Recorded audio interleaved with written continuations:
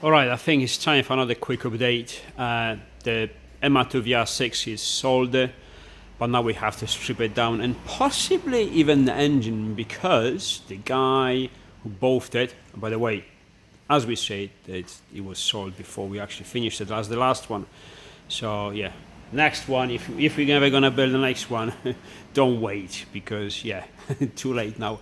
Anyways, the guy we sold it to, he wants to truck prep the car, and also I think he's gonna go for this final power go, which makes sense. Why do you want to spend money twice and wasting time? Just get it to whatever power you desire.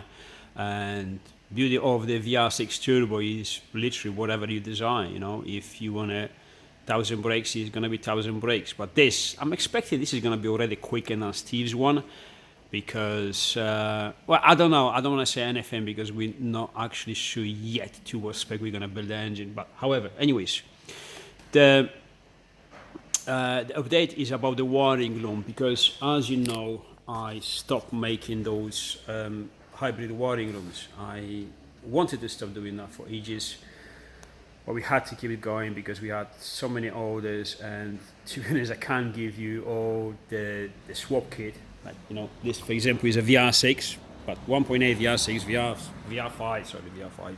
It doesn't matter if we give you, you know, with the engine mounts, you got the engine in the right position, you got the shifter working, connecting to your gearbox.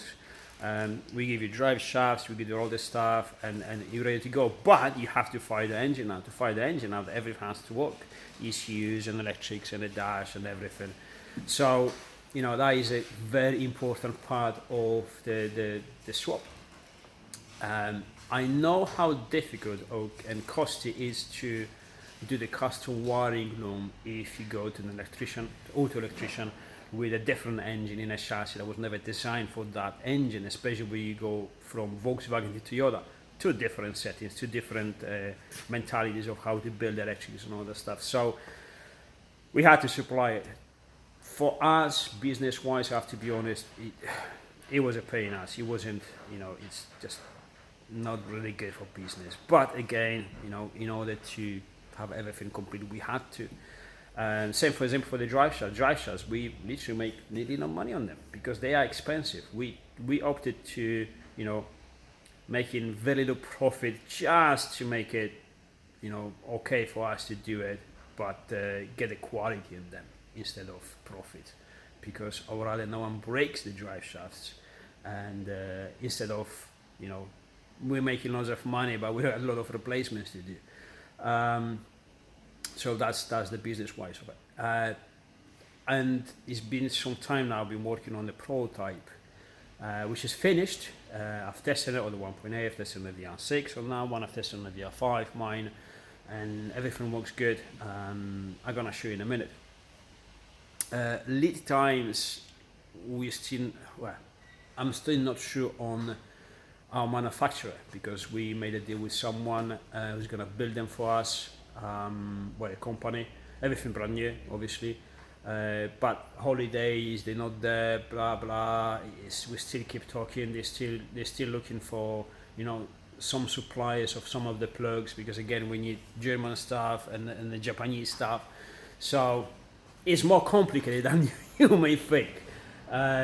Problems sometimes and complications comes from stuff that you would never imagine. Regardless, that is happening. In mid-time, because we're not sure on the lead time, I'm gonna start making them here. So we have plugs and everything coming down. Again, everything brand new, and we're gonna do them. Now, think it's gonna take 4 weeks top before we have them in stock, before I make them here. So that's the information you were looking for. Now, there are some good things about it. You either have your VR5 engine or your VR6 engine. It doesn't matter if you have a 1.8. The wiring loom works with all of these engines. The beauty of the Volkswagen stuff and BMW back in the day, not the latest stuff, because the latest stuff is ridiculously complicated for no reason. It's not like it's working better. Nothing works better these days. It's just more complicated.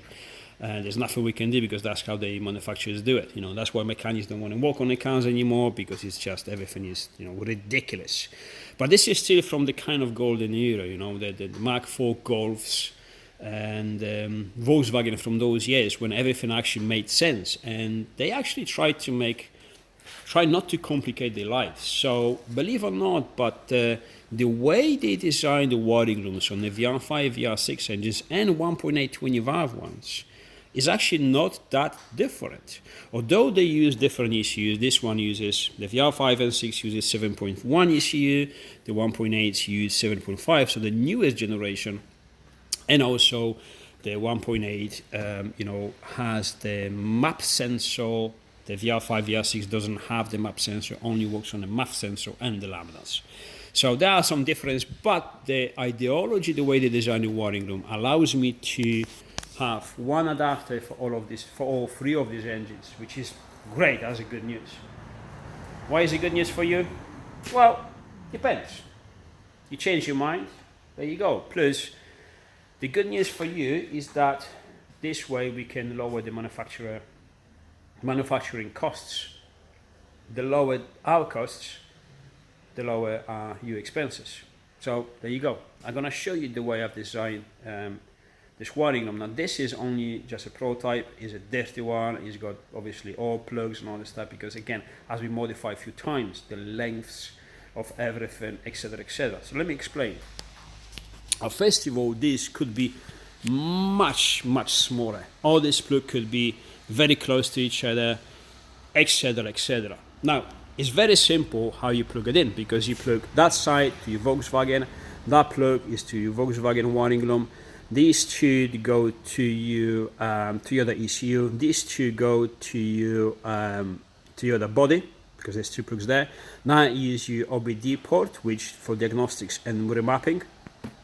That's your earth, that's your positive, and these two are going obviously longer ones because they are actually going physically on the engine itself, plug into the sensors. Now, why I'm saying this could be much more compact, cleaner, looking smaller, but neater to be safe, just smaller. Why is it not? Well, let me show you something. The beauty of these cars is that they are, like we say, modular. You can do whatever you want. So, to make an example, the way I do it, for example, this one here has a battery there. I fitted both of the ECUs here. I think this is fairly neat. It's out of the way of everything, in a safe and not exposed place. I think it's decent. Some will have those ECUs in a different place. Original ECU, for example, if you're using the 1.8 engine, so you don't have to chop the bulkhead, the original ECU is somewhere there. And then you have to fit your Volkswagen ECU because we're doing both ECUs. You may have the Volkswagen ECU in the same place I'm using. Again, just an example. Well, in that case, you need this wiring room, the adapter room that I'm making, allow you to have them separated, not together. For example, the battery is here. Again, your leads, your earths and everything. In this case, for example, I'm not going to do it, but this is VR5 Turbo DSG. I actually have a space because I'm not using the charge cooler, I'm using the intercooler, which is complicated. But I could put the battery in a standard place. I'm not going to do it, but again, this is possibility. Someone may want to do, use that solution. No problems. But then, obviously, that cable has to be able to reach all the positions you're going to want to use, unless you're going for the, the battery in the front. Sorry, I'm not going to give you 3 meters of that wire. You extend it for yourself. But with this, it gives you that possibility to put the battery wherever you want, to have the ECUs in a standard position or both in a different position or whatever you want. Same for this is, for example, earth. Now, if that was much shorter, again, looking better, but you have to put earth in a position very close to ECU, for example, and not always is available. Of course, you can do it, you can weld something up, you can get a bolt through, but it is nice to actually have that longer and you're not tied to very small options. So this is the pure reason for this. Maybe it's bigger than it should be, longer. So plugs and amount of plugs and everything has to be the same. It's not as good looking, or it's not as small as it could be, because it may suit a bigger variety of people. And to be honest, let's say you build this car, blah blah, and you have that wire, you have the issue in this place. In the future, you may say, you know what, I want a bigger turbo, a bigger plenum like this here, and I want to replace that. I want to put a battery in the front, for example. I want to put it in the back, because this is another factor. When we have the charge, I said I could put the battery here because I don't have the charge cooler, I have the intercooler. But with the charge cooler, actually, let me open the bonnet. What is it? The engine lid, whatever you want to call it. Definitely it's not the bonnet. Let me open it and show you something. You don't have to, excuse me for using one hand, you don't have to, but we did it before. For example, on a previous car, we have a lithium battery that fits on the top of the charge cooler. I'm going to show you. We have one of these. Let me show you.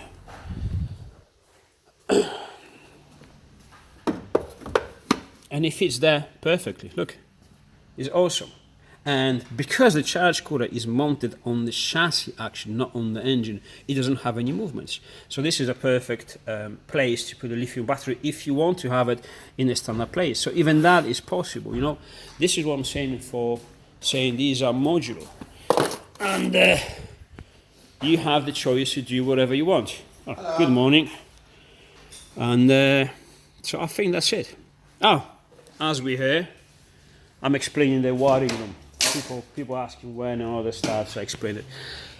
But also, it's good to show the two wastegates on a 5-cylinder twin scroll. How much hate is around the internet for that? It's the worst idea ever. To be honest, how is it going to work? We don't know. We don't care. How about we just experiment and we see how it goes? If you notice, this actually is a proper twin scroll. This is number 2. With number 5, number 1, 3 and 4 into different scroll. They know something. Yeah. They haven't done it for... From the factory, it stays divided for all the way to the downpipe. Exactly. So, you know, there must be a reason, there must be some benefits from it. Now, wastegates, you may argue that this one may have more pressure than this because this, well, less than this because it's free, or... I mean, we can make as many arguments as I can there are understand people it in the at world. very high back pressure. Do you know what I'm saying? Yeah. When the exhaust back pressure is pushing on the valve itself, I can understand it one opening faster than the other.